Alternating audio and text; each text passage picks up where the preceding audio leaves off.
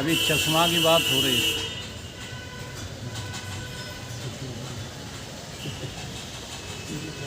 श्रुति में एक सूत्र है,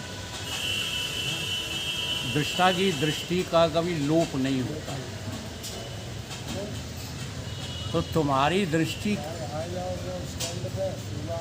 दृष्टि जो है वो क्या है? जैसे ये चश्मा तो इन नेत्रों का जो है चश्मा है।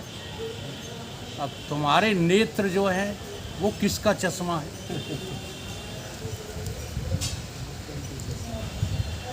भाई नेत्र भी तुम्हारे किसी का चश्मा है।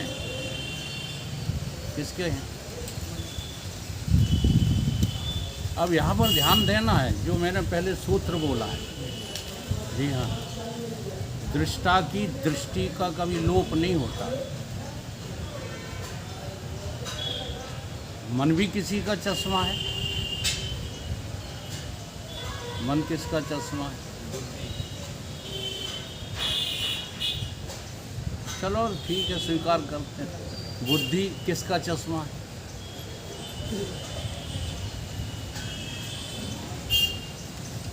बुद्धि भी चश्मा है। चश्मा की क्या पहचान होती है? चश्मा किसको कहते हैं? जिसके द्वारा अन्यत्र देखा जाता है उसका नाम चश्मा है। तो बुद्धि भी तुम्हारा चश्मा है। तुम्हारी दृष्टि क्या है?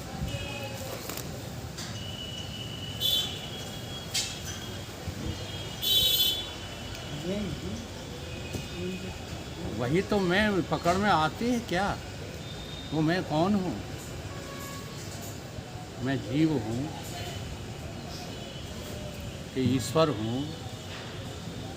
कौन हूँ मैं? उसी मैं को जो है सिद्ध करने के लिए ये ग्रंथ है। तुम्हारे पास दृष्टि है और तुम सारे ब्रह्मांड की दृष्टा हो। तुम कौन हो? दृष्टा। उपाधिकृत दृष्टा नहीं हो। ये उपाधियां तो चश्मे हैं। नहीं, उपाधिकृत दृष्टा तो अंतःकरण ही है। लेकिन तुम कैसे दृष्टा हो? तुम उपाधि से युक्त भी हो, उपाधि से रहित भी हो। कौन सी चौपाई है रामचरितमानस में? सर्वरहित, हाँ, सर्वरहित सब उर पुरवासी। तुम सबसे रहित हो और सबसे रहित होते हुए भी तुम सब में, सबके हृदयों में विद्यमान भी हो। वो कौन है? उसको जाने बिना कभी भी चैन नहीं मिलेगा किसी को। अब चूंकि समझाने में उससे कहना पड़ता है कि उसको जाने बिना, लेकिन जब समझ में आएगा तब तुम उसी शब्द को बदल के कहने लगोगे, हाँ, अपने को जाने बिना। उसी को भगवान क्या कहते हैं गीता में? भगवान कहते हैं मुझे जाने बिना अर्जुन तू चैन नहीं पाएगा।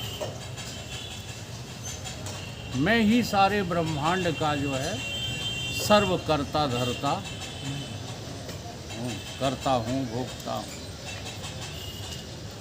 तो ये जो ग्रंथ है वो उसी जो है वो बताने के लिए, समझाने के लिए।